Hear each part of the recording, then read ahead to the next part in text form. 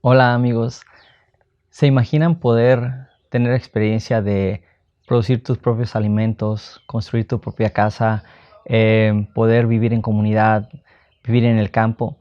Son cosas que nosotros hace años soñábamos con poder hacer y hasta ahora lo hemos empezado hace 9 meses. Y este video quisiera platicarles un poco cómo pueden lograr hacer esa transición, y para los que tengan interés de comenzar un proyecto autosustentable, decirles algunos puntos que tienen que tomar muy en consideración. Yo cuando buscaba algún video en redes sociales o, perdón, en YouTube, trataba de buscar un video que tuviera dos cosas, ¿no? La primera, que me enseñara cómo poder lograrlo, y la segunda, que me motivara. Entonces espero que con lo que voy a platicarles y los puntos que voy a tocar, eso les pueda servir y pueda lograr esas dos cosas, ¿no?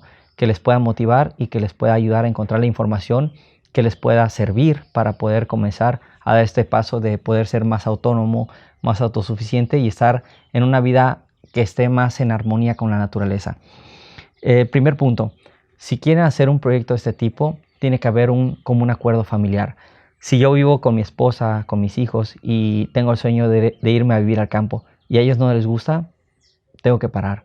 No lo voy a poder hacer si no hay un común acuerdo, porque qué egoísta sería de mi parte llevarme a mi familia a vivir al campo y que ellos odien el campo. O sea, voy a arrastrarlos a una vida de miseria donde ellos van a decir: odiamos estar aquí, hay mosquitos, hace mucho calor, etcétera. Entonces, algo muy importante sería, y el primer punto para mí en un proyecto de este tipo autosustentable, es tomar en cuenta a la familia. Es muy cierto que un proyecto autosustentable no necesariamente tiene que ser en el campo. Uno puede hacerlo en la ciudad, puede tener huertos urbanos, puede sembrar en su jardín, puede tener unos bancales en el techo de la casa. Hay muchas formas, pero si la idea es irse a vivir al campo, yo les puedo decir que consideren a su familia como lo más importante y pregúntenle si les gusta.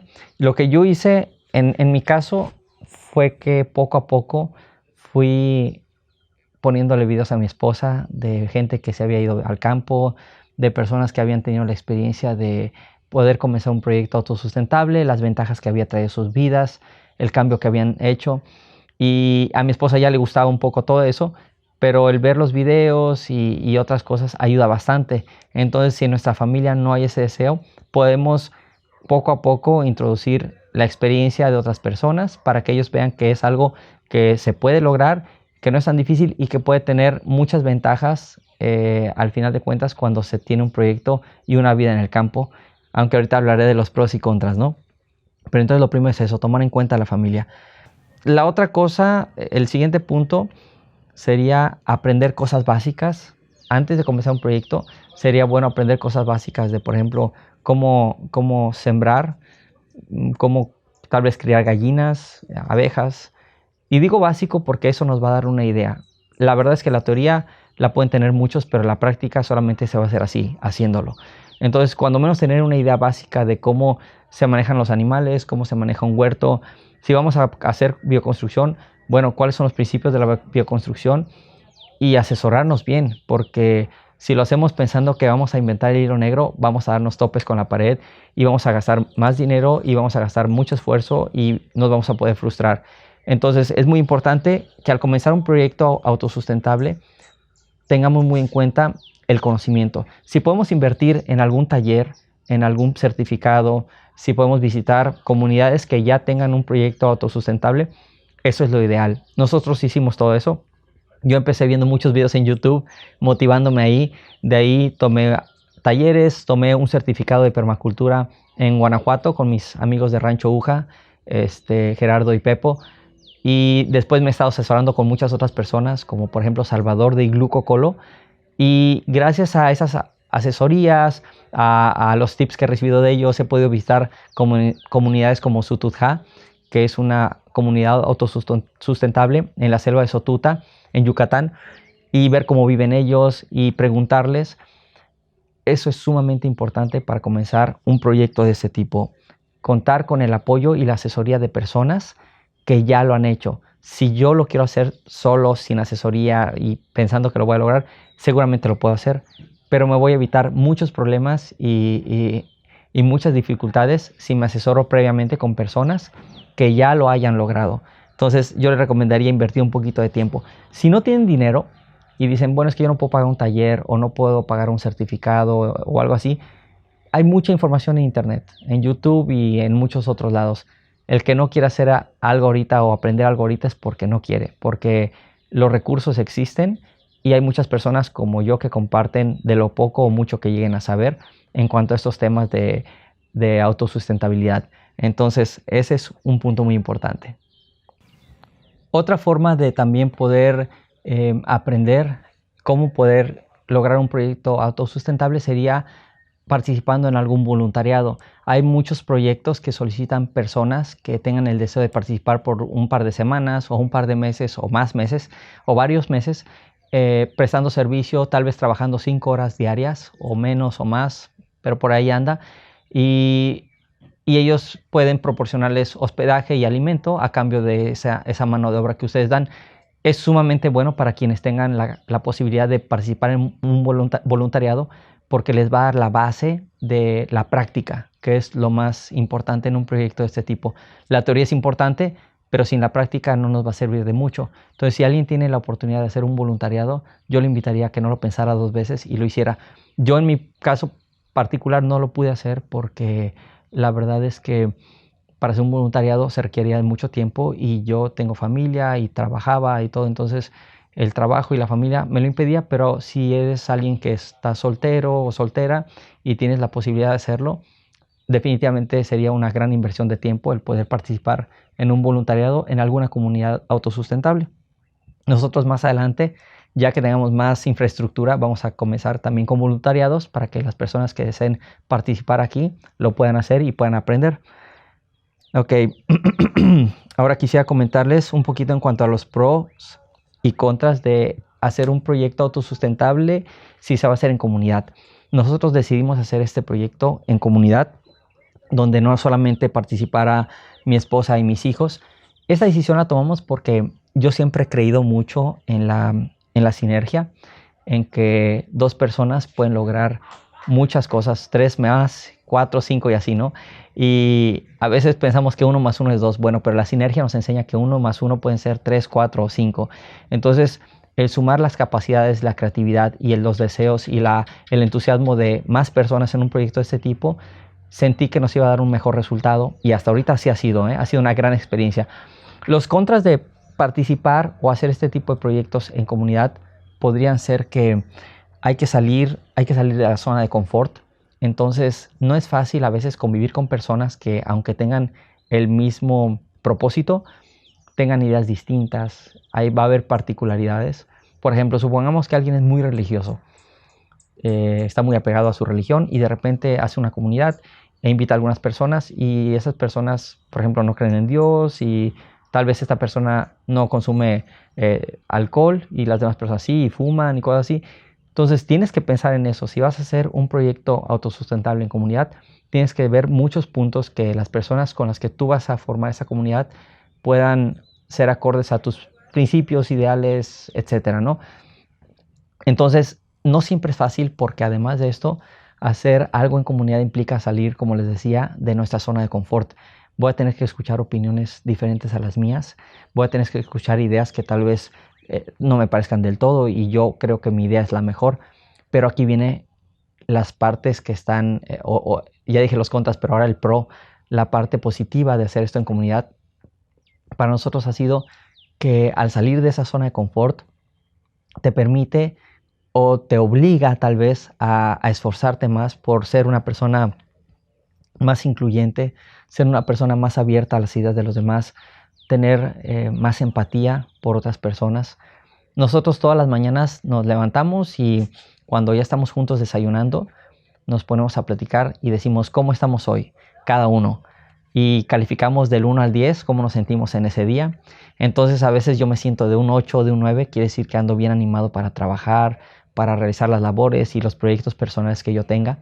Pero si escucho que alguien dice, no, pues yo hoy me siento de un 5, de un 4, de un 3, pues yo sé que es una persona que va a necesitar mi apoyo y que si de repente la veo que anda de mal humor o que no me quiere hablar o lo que sea, tal vez no es personal, tal vez trae situaciones personales y tal vez está pasando por un mal día, tal vez se siente mal, tal vez está enfermo o enferma. Entonces, hacerlo en comunidad te da esa oportunidad de que a veces vivimos en una sociedad que es, desde mi punto de vista, muy sedentaria, busca mucho lo suyo. Cada quien buscamos nuestras cosas, mi casa, mi carro, Y digo, no estoy hablando de que vivimos en un comunismo acá, pero sí tratamos de estar más conscientes de las demás personas. Entonces, vivir en comunidad te abre un poquito más esa parte de tu entendimiento y de tus sentimientos hacia otras personas. Te permite aprender a comunicarte más. Eso es algo que carecemos muchas personas, que a veces no sabemos expresar lo que sentimos de la mejor manera y a veces acumulamos cosas y no estamos acostumbrados a resolver los problemas o los conflictos o las diferencias. Entonces, en una comunidad te ves forzado a eso, porque la opción es que si quieres que trabaje, tienes que estar dispuesto a perdonar, tienes que estar dispuesto a comunicarte, decir lo que no te gusta, aunque te incomode, escuchar lo que a otros no les gusta, aunque te incomode. Y con nosotros ha sido una gran experiencia. Hoy en la mañana que platicábamos juntos en el desayuno, fue muy especial porque no solamente platicamos de las cosas de este día, de qué íbamos a hacer y cómo nos sentíamos, sino que la plática se fue incluso a otras cosas que venimos cargando cada quien desde su juventud. Entonces fue algo muy especial y la forma de poder ir ayudándonos. Entonces, la verdad para nosotros ha sido una gran experiencia y ahorita se suma a nuestra pequeña comunidad Alex y Susana, que son unos grandes amigos nuestros. Entonces tomen en cuenta eso, si lo quieren hacer no solo en familia, sino con otras personas, hay que salir de la zona de confort y eso va a implicar tener que hacer un gran esfuerzo, pero créanme, vale la pena porque toda la carga, todo el trabajo se va a dividir entre muchas personas y al final de cuentas este proyecto, si lo hubiera hecho solamente mi esposa y yo, hubiéramos sufrido bastante, pero afortunadamente tenemos el apoyo, la ayuda de nuestra pequeña comunidad y eso hace que el trabajo sea mucho menos pesado y que la carga se distribuya entre todos y que se pueda crear sinergia. Otra cosa muy importante es la decisión de este tipo de proyectos, si lo vamos a hacer en el campo o lo vamos a hacer en la ciudad. Y en el caso de hacerlo en la ciudad es más sencillo, creo que es una manera muy buena y positiva de comenzar dando pasos seguros porque lo podemos hacer en nuestra casa, sembrando un pequeño huerto como les decía. Pero si lo vamos a hacer en el campo, tenemos que tomar en cuenta muchos factores, desde dónde vamos a comprar el terreno, a qué distancia va a estar de la ciudad, si es un terreno ejidal, correr el riesgo de hacerlo, que implica mucho riesgo, una asesoría legal correcta. Si vamos a comprar el terreno, ¿hay luz donde estamos? O vamos a tener que ver cómo se van a poner los postes, cuánto va a ser el costo, cuánto nos va a costar un transformador, etcétera. Entonces, nosotros particularmente buscamos un terreno que no estuviera muy lejos de la ciudad. Nosotros estamos en un poblado que se llama Mocochá, que es un poblado muy lindo, hay mucha gente muy buena con la que hemos hecho muy buena química y la verdad es que estamos solamente a 15 minutos de Mérida, no es nada. Eso es muy importante porque ¿qué sucede en el caso de una emergencia? Si alguno de nosotros sufre un accidente, no me gustaría estar a 1 hora y media de un hospital y tal vez no poder llegar, ¿no? a que se atienda una persona que esté en un accidente grave. Entonces esto nos da cierta seguridad y decir 15, 20 minutos, de hecho estamos a 20 minutos del hospital más cercano y estamos muy cerca de muchas cosas en la ciudad. Entonces es importante que en un proyecto, si tienen el deseo de hacerlo en el campo, tomen en cuenta esto. Obviamente los terrenos que están cercanos a la ciudad van a ser más caros, pero pues ahí depende ya de cada quien o el riesgo que quiera correr. Y efectivamente hay gente que hace su comunidad en terrenos lejanos a la ciudad. Conozco uno que está como a 2 horas de la ciudad y que están totalmente en la selva. Y está muy bien si así se desea. Pero desde nuestro punto y nuestra perspectiva, nuestro punto de vista muy personal, es buscar un terreno donde batallemos lo menos posible, tanto en distancias y los servicios que se pueden tener cerca, como por ejemplo, si no tenemos luz, en nuestro caso que había postes cerca de aquí, tuvimos que pagar a CFE lo que es o donar un transformador. Entonces eso requiere un costo, porque se pone el poste, el transformador, fue un gasto aproximado de 90,000 pesos. Entonces se tiene que tomar muy en cuenta estos factores, no es nada más me voy al campo y va a estar bien padre y bien barato porque en el campo todo es más barato. Pues no, hay que hacer muchas inversiones, hay que hacer la inversión de la infraestructura también del agua. Si no llega aquí una red de agua municipal, a lo mejor tengo que pagar para hacer unos pozos y después de los pozos tengo que poner lo de los tinacos, tanques elevados tal vez. O sea, el campo tiene muchos pros, pero también es importante que pongamos mucha atención a esos pequeños detalles para que cuando escojamos el lugar en el que vamos a iniciar nuestro proyecto, tenga las mayores facilidades posibles. Nosotros buscamos durante como 3 meses, íbamos a los pueblos. Nosotros al final decidimos comprar en tierra ejidal, pero nos asesoramos súper bien, preguntamos mucho a las personas que habían comprado anteriormente, si había casos de terrenos revendidos, ¿no? Que ya había estado vendido, pero lo volvieron a vender y todo. Afortunadamente nos trabajamos con un ejido muy tranquilo, muy pequeño, de 15 ejidatarios aproximadamente. Fue una muy buena experiencia la que mi esposa y yo tuvimos con la gente que conocimos del ejido. Son gente extraordinariamente buena y noble. No tuvimos ese problema, pero hay ejidos que son de 500 personas, 300 ejidatarios, y se tienen que hacer asambleas, se tiene que juntar a un porcentaje de esos ejidatarios. Se vuelve muy complejo. Entonces, si van a comprar tierra, fíjense siempre en eso. Si va a ser ejidal, tomen en cuenta que va a ser una cosa muy distinta a comprar tierra escriturada. Entonces, es más sencillo comprar escriturado, pero es más caro. El ejidal es más económico, pero se tiene que tener una muy buena asesoría legal con un abogado, se tienen que hacer las asambleas, se tiene que hacer todo con notario. Entonces, se corren riesgos. Nosotros decidimos correrlo, afortunadamente todo salió muy bien, y ya después se puede escriturar su terreno. Un pro muy importante para mí, algo que está a favor de este proyecto, hacerlo en el campo, es la tranquilidad, la paz, la serenidad que existe en la naturaleza. Para mí es invaluable el hecho de poder a veces despertarme en la madrugada y asomarme por la ventana y ver las estrellas, un cielo estrellado, porque no tenemos contaminación lumínica, ¿no? Para mí es invaluable que mis hijos salgan del bungalow donde vivimos al monte y estén corriendo, jugando a las escondidas, a lo que ellos jueguen, y sin preocuparme de que viva cerca de una calle transitada donde me los pueden atropellar o donde esté pasando gente que no conozco y algo pueda pasar. Entonces, tiene un sentido, perdón, muy distinto de estar en una ciudad donde todo está urbanizado a un lugar donde sientes la naturaleza viviendo, ¿no? O sea, los animales, muchas cosas.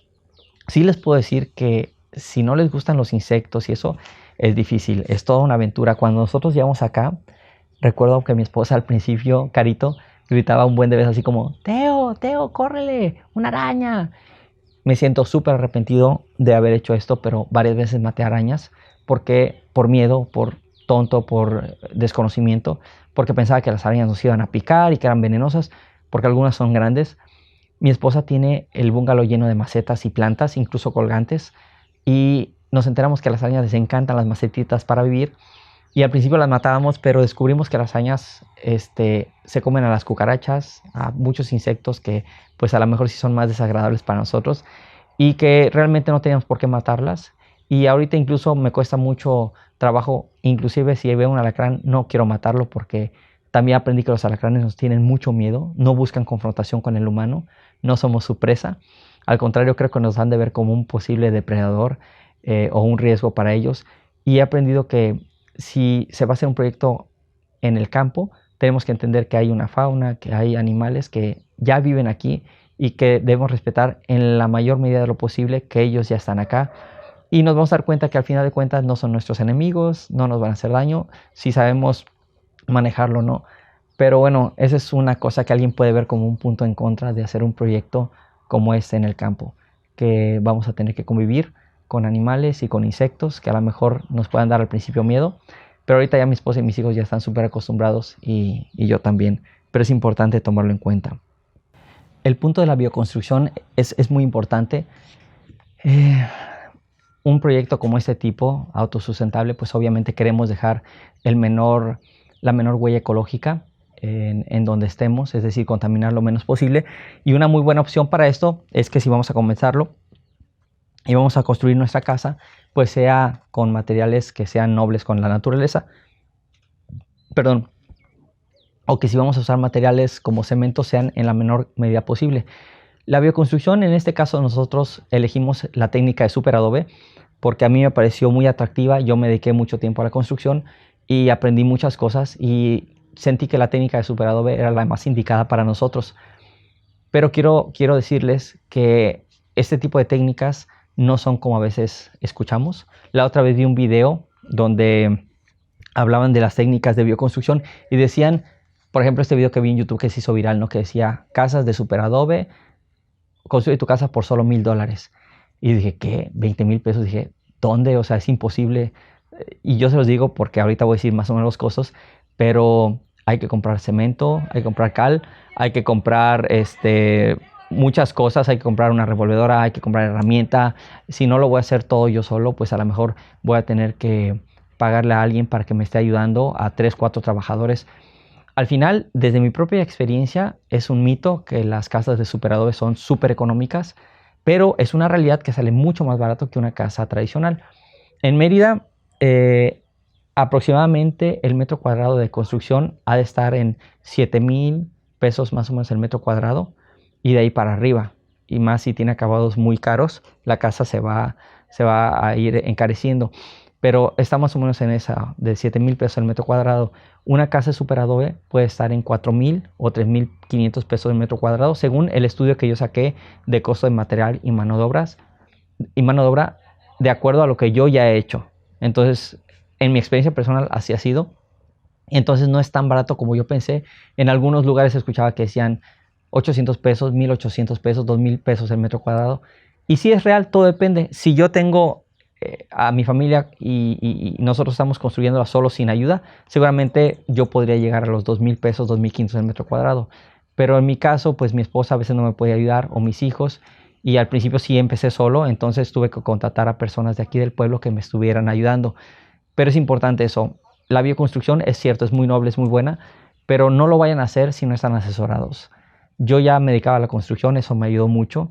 Y también me estuve asesorando siempre con Pepo de Rancho Uja y con Salvador de Iglú Cocolo. Entonces, eso a mí me ayudó mucho a tener mucha seguridad. Sin ellos, sin la asesoría de ellos, probablemente no sé si me hubiera animado a construir con Super Adobe. Hubiera tenido demasiadas dudas y como soy muy precavido, tal vez no lo hubiera hecho. Pero si ustedes piensan usar un método constructivo de bioconstrucción para su proyecto autosustentable, tienen que hacer casi que forzosamente ser asesorados por alguien. Entonces, si alguien es de Mérida y necesita algo de asesoría y yo se la puedo dar, con mucho gusto acérquese a mí, y si quiere aprender esta técnica puede venir aquí al proyecto con nosotros. Estamos comenzando una nueva casa de Super Adobe de nuestros amigos Susana y Alex, entonces pueden ver cómo es el proceso, incluso venir a ensuciarse las manos y divertirse un rato y practicar con nosotros. Pero sí es muy importante que ese punto en particular de la bioconstrucción tengamos mucho cuidado, porque sí tiene muchas ventajas, muchas bondades, pero si se hace de la manera incorrecta, si no se recibe la asesoría necesaria, podemos terminar gastando también dinero y a lo mejor no sale lo mismo que haber hecho una casa de construcción tradicional con bloque y con concreto. Entonces ese era un punto muy importante que quería compartirles en cuanto a la bioconstrucción. Otra cosa que también siento que es muy importante es que cuando hacemos un proyecto de este tipo debemos contemplar la herramienta y el conocimiento que previamente debemos tener. Si vamos a hacer un proyecto así, nos va a ayudar muchísimo tener un conocimiento, aunque sea básico, de albañilería y de carpintería, ¿no? Porque, por ejemplo, construimos un gallinero, pues eso requiere algo de conocimiento de carpintería. A veces tenemos que hacer mampostería o cimientos. Nosotros pues tenemos que saber un poquito de albañilería, cómo hacer una mezcla de mortero. Por ejemplo, si queremos hacer un firme, cómo hacer concreto.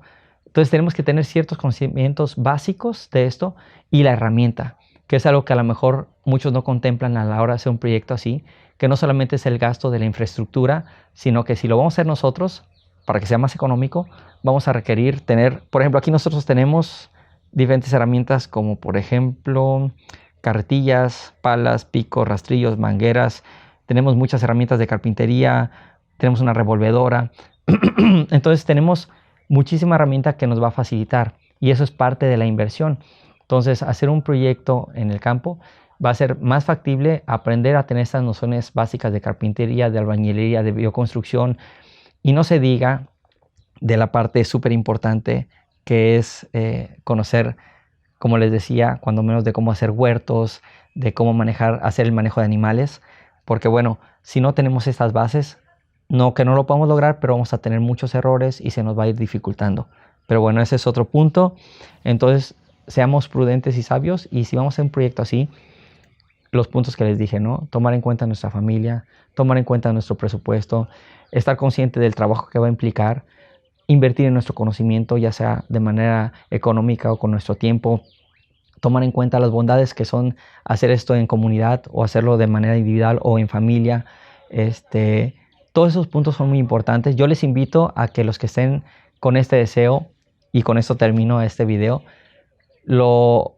se animen a hacerlo. No va a ser fácil, va a haber muchas críticas posiblemente, pero yo les puedo asegurar algo. No va a haber nada peor que al final de nuestros días veamos hacia atrás y estemos cargando un desgarrador hubiera. El hubiera es mortal, ¿no? Es triste ver hacia atrás y decir, me hubiera gustado hacer esto, me hubiera encantado hacer esto otro. Entonces, la vida solo es una, tenemos que vivirla de la mejor manera desde mi punto de vista, y qué mejor que hacerlo en familia, de una manera responsable, de una manera ecológica, respetando el medio ambiente, siendo autosuficientes a la medida de lo posible. Entonces, si estás viendo este video y tienes ese deseo, créeme, si nosotros que no teníamos la práctica y teníamos solamente un conocimiento básico lo pudimos hacer, créeme, yo siento que cualquier persona lo puede lograr. Muchas gracias por ver este video. La segunda parte de este video vamos a tratar ya las preguntas y las inquietudes que nos manifestaron en las redes sociales y que me han escrito también por medio de mensaje privado.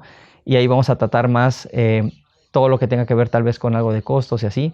Pero muchas gracias por ver este video. Mucho ánimo, mucho éxito a los que estén comenzando, a los que vayan a comenzar. Y si en algo podemos asesorarles y ayudarles de lo poco que hemos aprendido en nuestro proyecto y quieren visitarnos incluso, pues nuestras puertas están abiertas. Y si en algo no los puedo asesorar, yo los puedo redirigir con otras personas que tienen mucha más experiencia que nosotros. Gracias amigos por vernos y nos vemos en el siguiente video.